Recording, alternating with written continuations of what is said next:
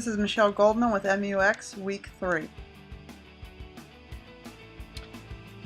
Last week in my GFS test prototype application, you can see it was very basic. Had a main navigation screen. Then we would get to just the main view controller. There are two options. Zoom in here. Two options. Go to stores and items. Had a link here to my survey,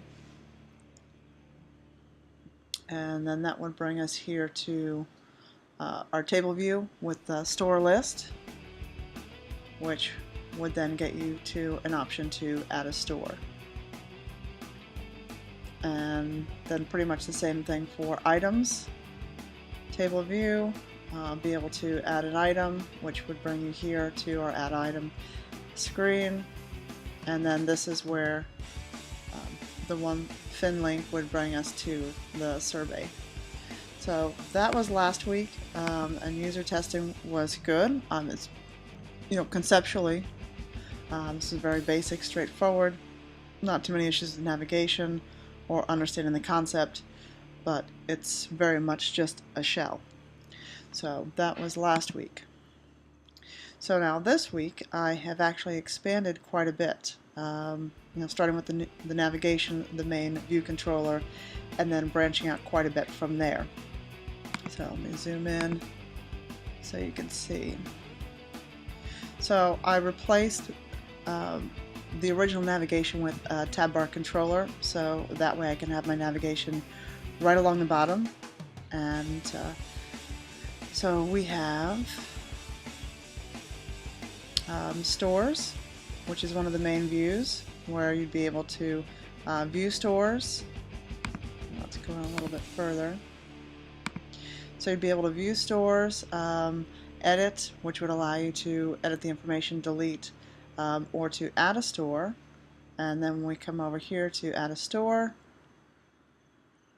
option to edit here, search, which the MK map view kit will bring up maps, so you can search by store name or zip code, and then the thought is, once they locate a store and click on it, it will populate the information here. Provided that information is correct, the user can save this, or they could just cancel and go back out.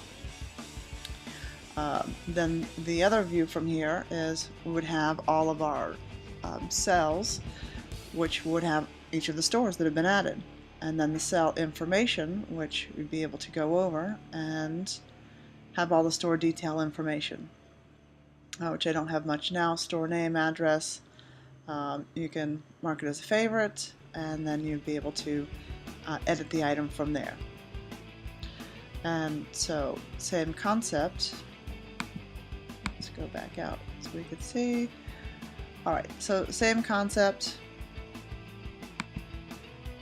with our items. Okay, so with our items, would list all of the items that we have in total and stored in the app. And then we can edit, we can add. So we can add our item. We'd be able to add an image of the item, item name, using the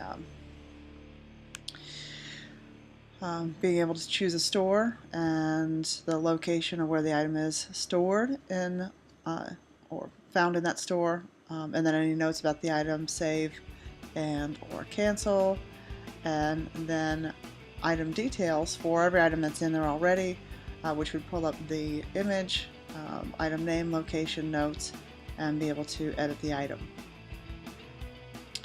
So we have also here at the bottom of our main tab bar controller, about, help, and share.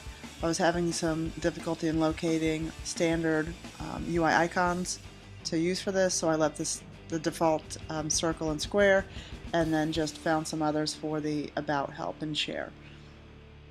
So we've got the about section, which just gives some information, a version number, and then I also put the link in here to take the survey from right here. We have a help section right here with links to contact, which would send an email, and then also FAQs page, and then also a page just for sharing.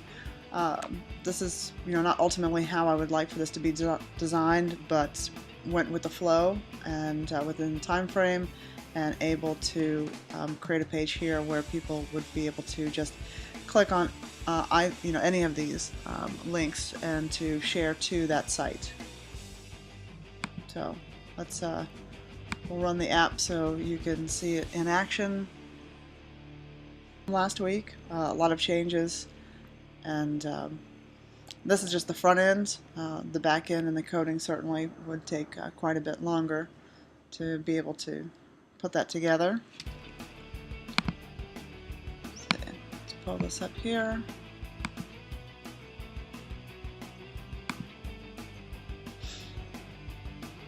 Okay, so here's our launch page. Get started. The idea is so we've got our home button here.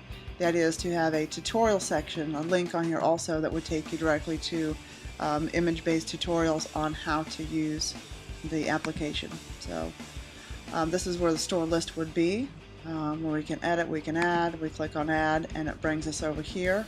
It does pull up the map, and then we'd be able to search and put the information in, save. We can go back, and actually let's make that a little bit smaller. There we go, so we can see the bottom.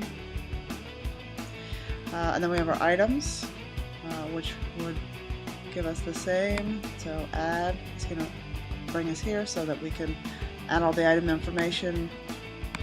There's our about section, survey link. At any point, the user can go back to the home screen just by clicking here. Help section, and our sharing section. And that's what I did for my app as far as the prototype and the changes. As far as user testing, certainly this was more well received than last week's app. Much more visually appealing, for sure, and incorporated a lot of the changes and things that users wanted to see in the app.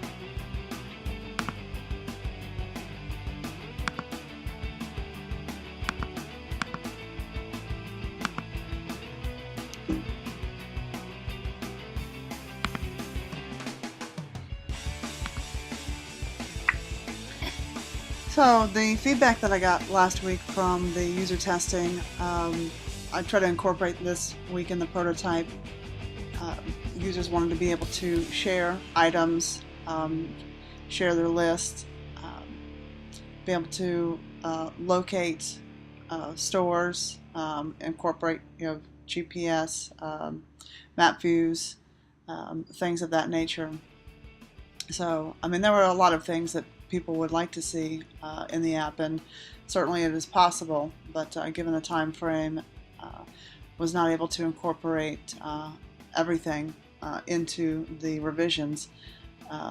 Certainly any issues that we had last week, which primarily were the prototype being just too simple. It just didn't have enough in it. There wasn't enough visually in it for the users to be able to grasp the full capabilities and functionalities and potential of the app. So I think that we were able to overcome that this week, having more visual UI elements and those factors that made it really more of a whole app.